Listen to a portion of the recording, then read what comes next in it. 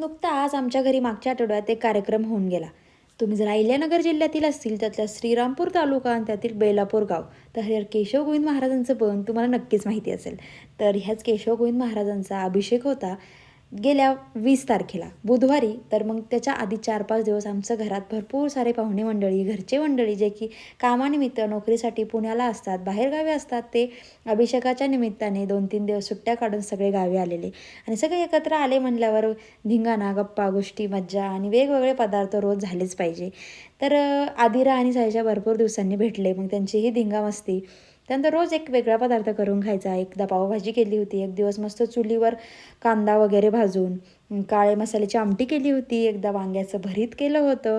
मग शेतातच म्हणजे घर आहे आणि घराच्या बाजूने सगळीकडे शेती आहे, मका लावलेली आहे, मस्त ओले कणस त्या चुलीवर मस्त कणीस भाजून खाल्ले. त्यानंतर ताजी ताजी झाडाची पपई तोडून खायची आणि ही सगळी वेगळीच मज्जा असते. तर शहरातले सगळे मंडळी गावी आले होते आणि सगळ्यांनी मिळून खूप जास्त धमाल मस्ती केली आहे. सगळे व्हिडिओ वगैरे शूट केले, पण ते एडिटिंग करून अपलोड करायला टाईमच मिळत नव्हता. आता सगळे ज्याच्या त्याच्या कामाला गेलेत, पण मीही माझ्या कामाला लागले. हे सगळे व्हिडिओ उचलले, एडिटिंग केले आणि तुमच्यासमोर मस्त माझ्या शब्दात मांडले. तर कसे वाटला हा व्हिडिओ आणि आमचे सगळे पोस्ट मला कमेंट करून नक्की सांगा. चॅनल सबस्क्राईब करा. बाय.